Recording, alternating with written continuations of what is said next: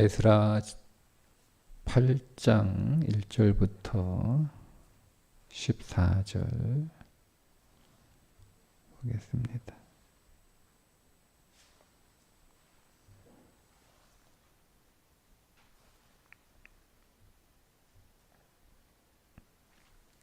함께 있습니다. 아닥사스다 왕이 왕위에 있을 때에 나와 함께 바벨론에서 올라온 족장들과 그들의 계보는 이러하니라. 비느하스 자손 중에서는 게르솜이요, 이다말 자손 중에서는 다니엘이요, 다윗 자손 중에서는 핫두스요, 스가랴 자손 곧 바로스 자손 중에서는 스가랴니 그와 함께 족보에 기록된 남자가 150명이요 바한 모압 자손 중에서는 스라히야의 아들 엘 여호아니 그와 함께 있는 남자가 200명이요 스가랴 자손 중에서는 야하시엘의 아들이니 그와 함께 있는 남자가 300명이요 아덴 자손 중에서는 요나단의 아들 에벳이니 그와 함께 있는 남자가 50명이요 엘람 자손 중에서는 아달리아의 아들 여사야니 그와 함께 있는 남자가 70명이요 스바다 자손 중에서는 미가엘의 아들 스바데아니 그와 함께 있는 남자가 80명이요 요압 자손 중에서는 여시엘의 아들 오바데아니 그와 함께 있는 남자가 218명이요 슬로밋 자손 중에서는 요시바의 아들이니 그와 함께 있는 남자가 160명이요 베베 자손 중에서는 베베의 아들 스가랴니 그와 함께 있는 남자가 28명이요 아스갓 자손 중에서는 학가단의 아들 여하나니 그와 함께 있는 남자가 110명이요 아도니감 자손 중에 나중된 자의 이름은 엘리벨렉과 여우엘과 스에마냐니 그와 함께 있는 남자가 60명이요 비급의 자손 중에서는 우대와 사고시니 그와 함께 있는 남자가 70명이었느니라. 아멘. 자, 오늘 말씀은 제2체 포로기한 자들의 가계배열 대표자와 수효인데 모두를 더하면 2차 포로에서 귀환한 사람들의 숫자는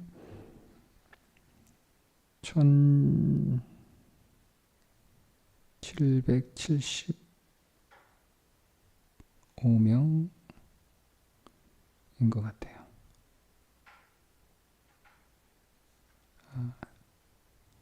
잠시만요. 제가 다시 좀 적어놓은 거를 보면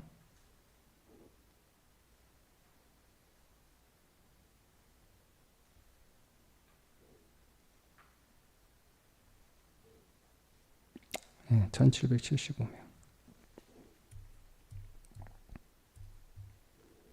1차가 42,360명이었잖아요. 근데 2차는 1775명. 거기에 여인들과 어린아이들의 숫자가 빠졌다고 보고 여인들과 어린아이들의 숫자를 대략 계산해서 더하면 약 9,000명 정도. 그러니까 1차 귀환자들에 비하면 2차 귀환자들의 숫자는 4분의 1 정도밖에 되지 않는 적은 숫자입니다. 그러니까 왜 적었을까에 관해서 생각을 해보면 2차 포로 귀환은 1차 포로 귀환 이후와 시간적 간격이 80년입니다. 신앙적 열정을 가지고 있는 대부분의 사람들은 1차에 다 귀환을 했다고 보고 2차에 귀환한 사람들은 일단 그런 열정이 1차와 같을 수가 없겠죠. 왜냐하면 80년이 지난 뒤니까 2차 귀환자들은 모두가 다 페르시아나 바벨론이나 페르시아에서 태어난 사람들입니다. 그러니까 자신들이 태어나지도 않았던 약속의 땅은 가본 적도 없고 그저 그냥 귀로만 들었던 이야기에 불과한 것이고, 이미 그 페르시아에 완전히 정착을 한 그 페르시아의 시스템 안에 자리를 잡은 사람들이 여전히 살기가 쉽지 않은 예루살렘으로 돌아간다는 것은 거의 불가능한 상황입니다. 그래서 숫자가 적었는데 숫자가 적었다는 것에 초점을 맞추기보다는 그런 상황에서 1775명의 사람들이 어떻게 나왔을까 하는 것에 우리가 좀 관심을 갖고 들여다볼 필요가 있습니다. 이 1775명은 불가능한 상황에서 어떻게 믿음의 결단을 하고 그들이 잘 살고 있는 편안한 페르시아 땅을 뒤로 한 채 아무것도 보장되어 있지 않고 무엇도 준비되어 있지 않은 낯선, 그들에게는 사실 이국적인 땅이잖아요. 그 땅으로 가겠다라고 결심을 했을까라고 하는 것을 우리가 좀 관심을 갖고 볼 필요가 있습니다. 2차 포로 귀환 자들의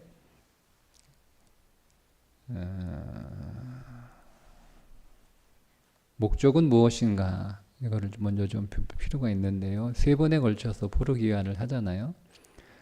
이거는 단순히 횟수를 말하는 게 아니고 1차 포로 귀환과 2차 포로 귀환 또 3차 포로 귀환의 목적이 다 다릅니다. 그러니까 우리의 신앙이 돌아가야 되는데 어떤 신앙으로 돌아가야 되느냐를 보여주는 사건으로 보면 좋습니다. 단순히 3번에 걸쳐서 귀한 자들이 약속의 땅으로 돌아왔구나. 그거는 우리하고 뭐 전혀 상관없는 이야기잖아요. 3번을 갔든 4번을 갔든 10번을 갔든 그게 우리하고 무슨 상관이에요? 그리고 그들이 몇 명이 갔든 그게 우리하고 무슨 상관입니까? 아무런 상관없습니다.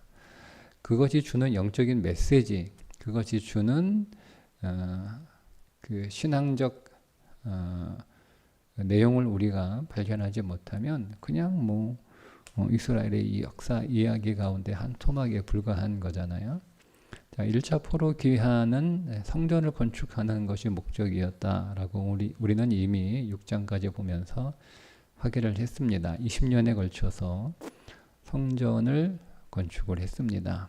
물론 건축 기간은 4년에 불과하지만 중단된 기간까지 합치면 20년이라고 하는 시간이 걸린 거니까 돌아와서 20년 만에 성전 건축을 마치게 돼서 그 성전 건축을 통해서 외형적으로는 이스라엘 백성들의 신앙적 정체성이 만들어진 거예요.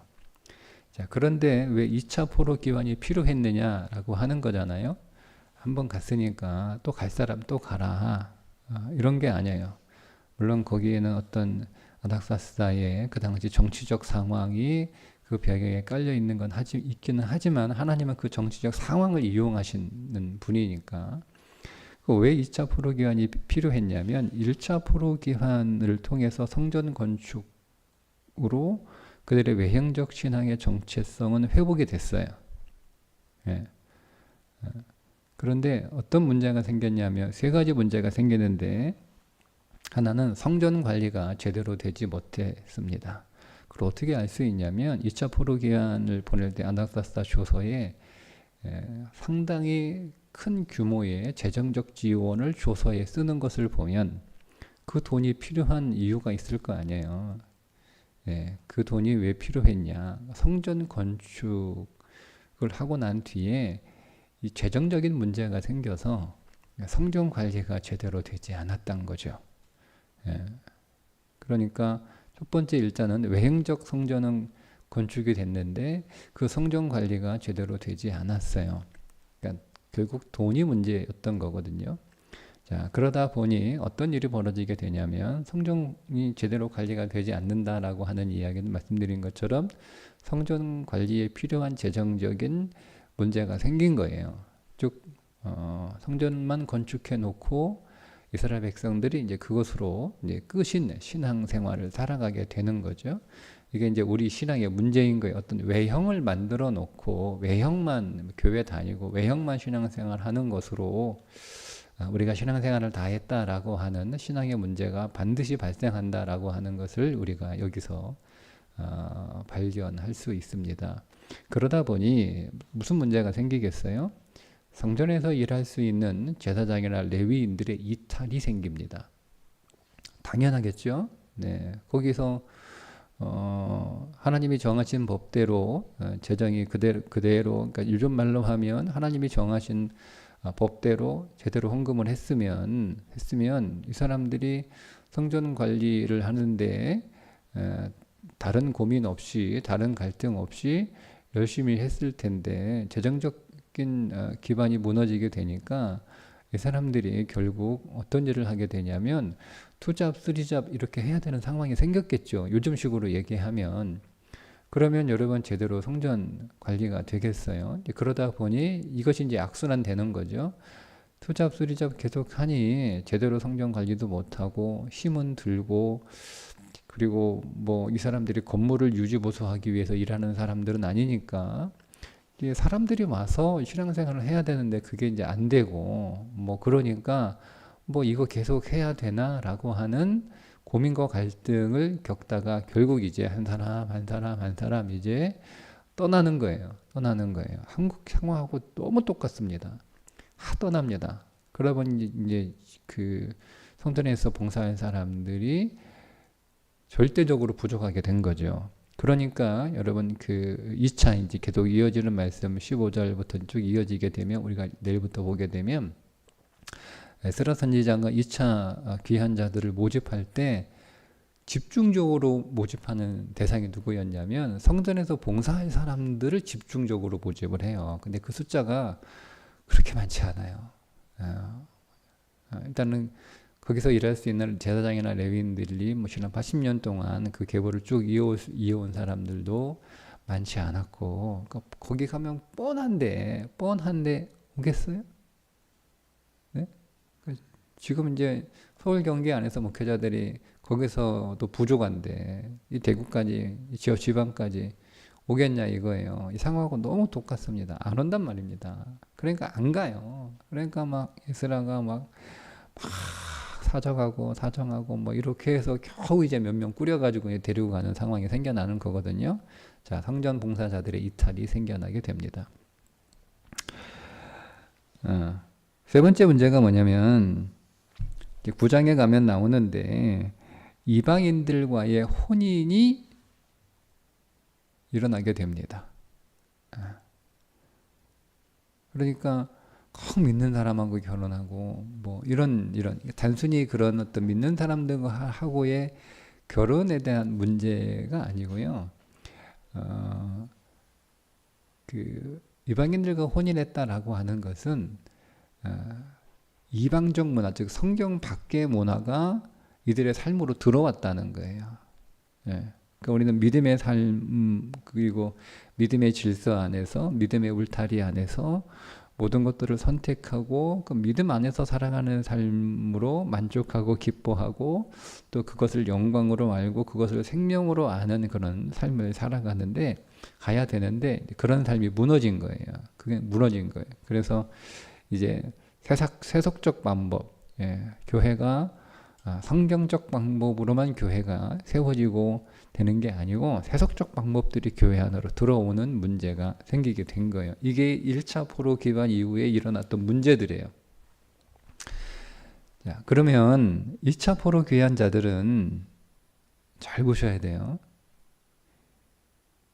무너진 성전을 다시 짓는 것이 1차의 목적이었다면 이것이 제대로 기능하지 않기 때문에 다시 그 외형적 성전을 지으려고 애를 쓰지 않아요. 잘 보셔야 돼요. 2차 포로 귀한 자들의 목적은 뭐냐면 보이지 않는 성전, 보이는 하나님의 집을 짓는 것이 1차 귀환의 목적이었다면 2차 귀환의 목적은 보이지 않는 하나님의 집을 짓는 것이 목적이에요. 네. 그러니까 우리가 보이는 하나님의 집이 온전하게 제대로 그렇게 작동하고 있지 않다고 해서 거기에 계속 매달리는 것은 오늘 이 에스라나 느헤미야나 그리고 예수님이 오셔서 성전을 헐고 다시 지으시는 그 맥락 안에서 쭉 보면 그건 별로 좋은 선택은 아니라는 거죠. 어쨌든 2차 귀환자들의 목적은 보이지 않는 하나님의 집을 재건하는 것이 목적입니다. 그러니까 우리의 신앙은 첫 번째는 외형적 신앙으로 돌아가야 되는 거예요. 두 번째는 그 외형적 신앙은 반드시 다시 허물어지고 다시 약해지고 다시 균열이 생기는 것은 당연한 거예요. 그걸 이상히 여기면 안 돼요. 당연한 거예요. 우리는 보이는 외형적 신앙의 회복 이후에 보이지 않는 내면적 신앙의 회복에 우리는 우로 나아가지 않으면 오늘 우리의 신앙은 계속 균열이 생겨서 결국 무너질 수밖에 없다라고 하는 것을 우리는 여기서 발견하게 됩니다. 자, 그래서 이제 2차 포로 귀환이 필요했던 거예요. 이 사람들의 목적은 보이지 않는 하나님의 집을 짓기 위한 사람들이거든요. 그런데 그 사람들이 숫자가 많으면 좋은데 그 사람들이 1775명에 불과한 아주 매우 적은 숫자가 돌아가게 됐던 거죠. 그러니까 불가능한 상황에서 너무 적다라고 우리가 여러분 비난할 게 아니고요. 어떻게 그렇게 불가능한 상황에서 누가 돌아가느냐, 아무도 돌아갈 사람이 없다. 이거는 불가능하다라고 하는 상황에서 1775명이나 되는 사람이 나왔다는 거예요. 그러면 이 1775명의 사람들이 어떻게 아무것도 준비되어 있지 않은 그 황량한 영적으로 더 황량한 거거든요. 그 황량한 예루살렘으로 돌아갈 마음을 먹게 되었을까라고 하는 거예요. 자, 이 사람들이 나오기 위해서 오늘 우리 말씀 안에는 정확하게 나와 있지 않지만 그 말씀의 배경 안에서 오늘 이 숫자가 나온 것을 전체적인 성경 안에서 우리가 보게 되면 역사 안에서 보게 되면 세 사람이 등장합니다. 이 세 사람, 즉 세 가지 지도력이에요. 이 세 가지 지도력으로 인해서 그 불가능한 상황에서 1775명이라고 하는 사람이 돌아가겠다라고 나온 거예요. 첫 번째 지도력은 하나님의 주권입니다. 하나님의 주권이 회복됩니다. 그 사건이 뭐냐면 에스더 시대에 그러니까 아닥사스다의 아버지가 아하수에르죠. 아하수에르 때 등장하는 인물이 에스더잖아요. 에스더서에 나오는 하만의 사건으로 인하여 페르시아 전 지역에 있는 그 유대인들이 영적으로 각성을 합니다. 그 각성이 뭐냐면 하나님의 주권에 대한 각성이에요. 게다가 아닥사스다가 조서를 써서 갈 사람들을 가라 하고 조서까지 다 써가지고 모든 것들을 다 이렇게 제가 지원하겠다. 재정적 지원뿐만 아니라 행정적 지원뿐만 아니라 에스라에게 막강한 권한까지 주면서 조서를 써주잖아요. 이런 거를 보고 사람들이 각성을 하는 거예요. 하나님의 주권에 대한 각성을 하는 거예요. 하나님이 통치하시는구나. 하나님의 주권이 지금 그 하나님의 섭리가 이 역사 가운데 작동하고 있구나. 하나님은 우리들만의 하나님이 아니고 저기 멀리 있는 유대 땅에 있는 한 지역 시인에 불과한 그런 시인이 아니고 온 세계에, 온 역사에, 온 우주를 통치하시는 하나님이라고 함의 주권을 회복하게 돼. 이런 영적 각성이 일어나게 됩니다. 그러니까 우리의 신앙이 여러분 다시 회복되기 위해서는 첫 번째 하나님의 주권이 회복되어야 됩니다.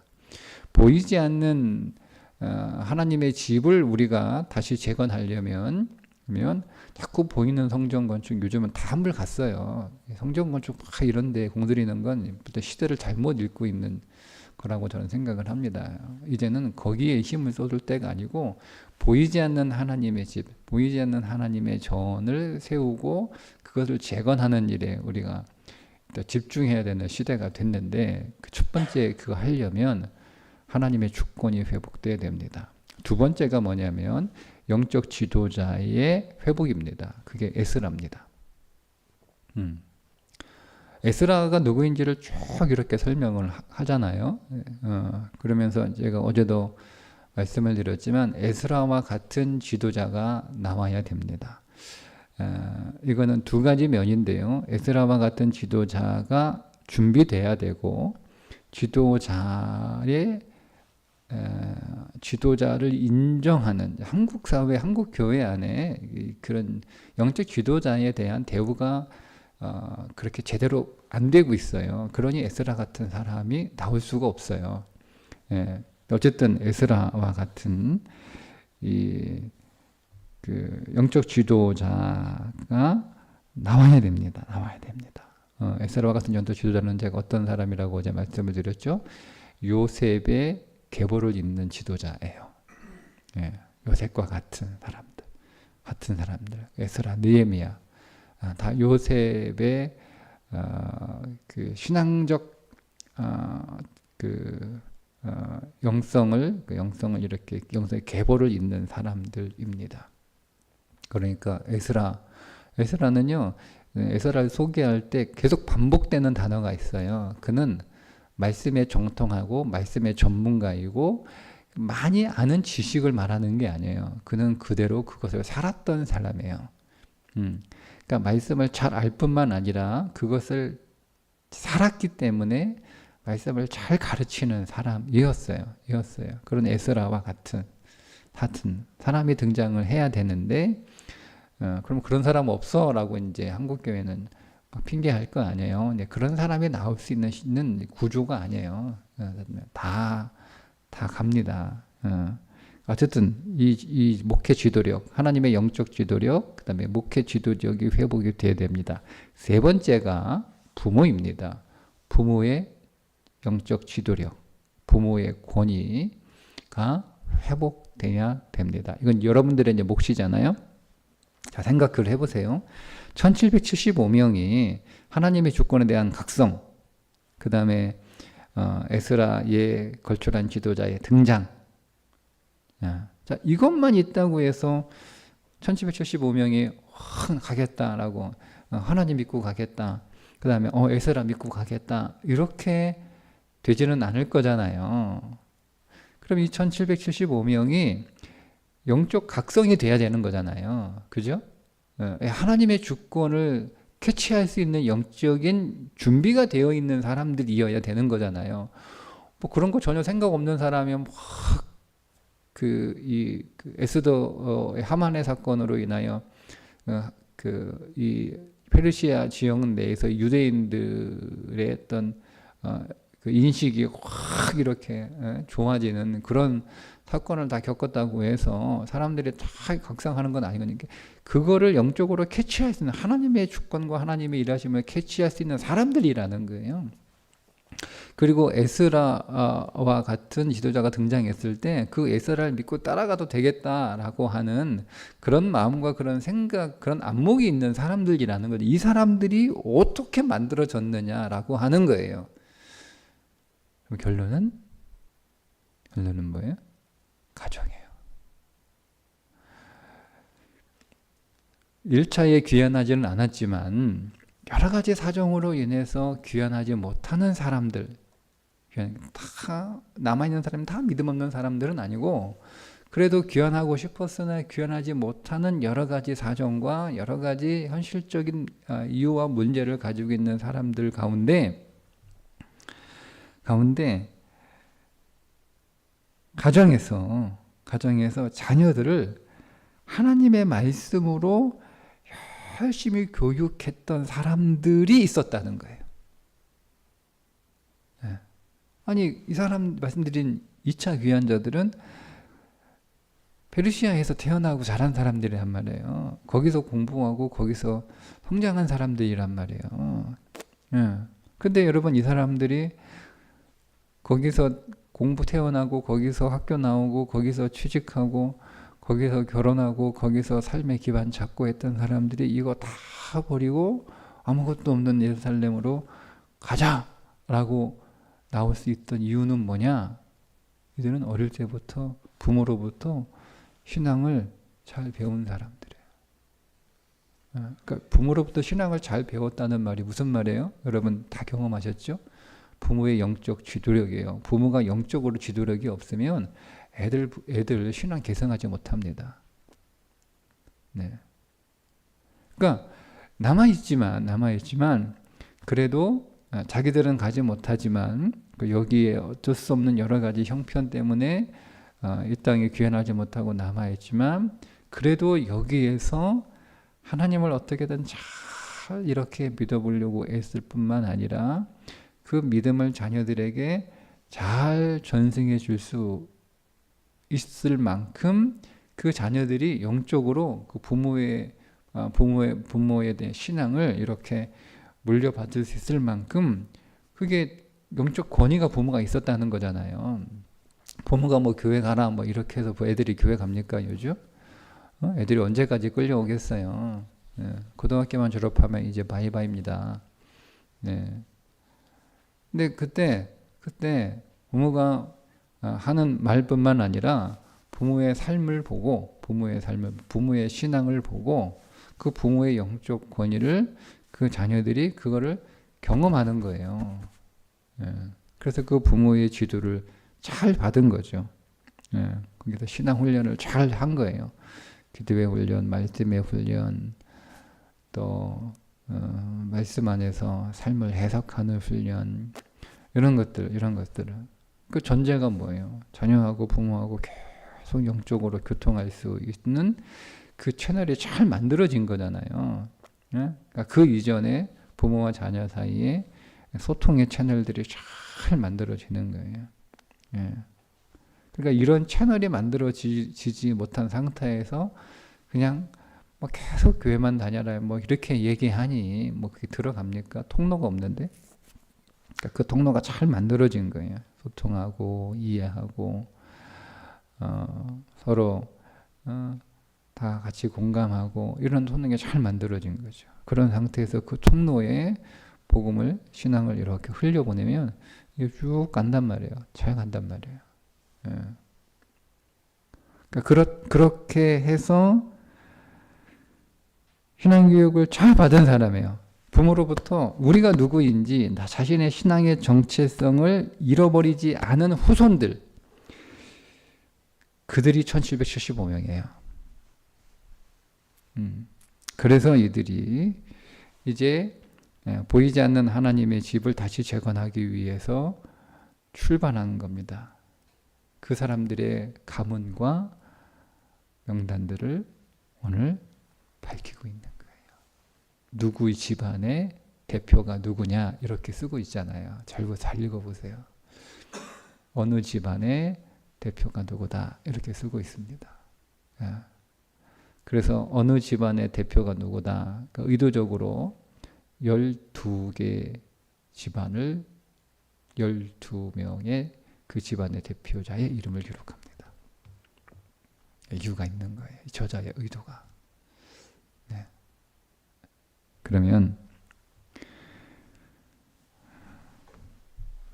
역사는 계속 반복되는 거니까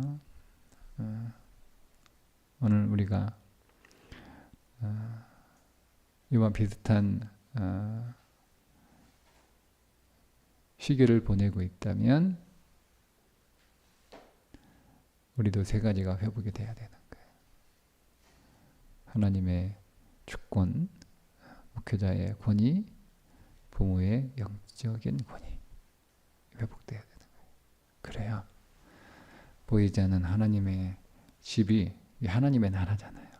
보이지 않는 하나님의 나라가 세워지고 그 나라가 온전해지고 그 나라가 확장되는 더 이상 건물에 집착하지 않는 더 이상 그 건물과 씨름하는 그런 신앙이 아니라 보이지 않는 하나님 나라를 건축하는 믿음의 부흥을 오늘 우리도 맞이할 수 있습니다.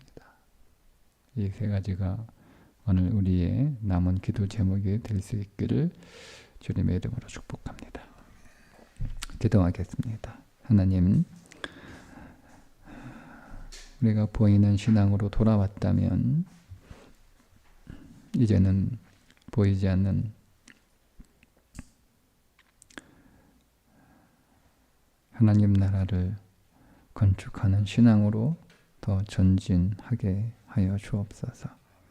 오늘도 우리 안에 있는 문제들이 무엇인지를 말씀 안에서 발견하게 하시고, 그리고 그 일을 위하여 우리에게 회복되어야 될 가장 중요한 것이 무엇인지를 깨닫게 하셔서 오늘 말씀에 나와 있는 대로 세 영역의 회복이 있기를 원합니다.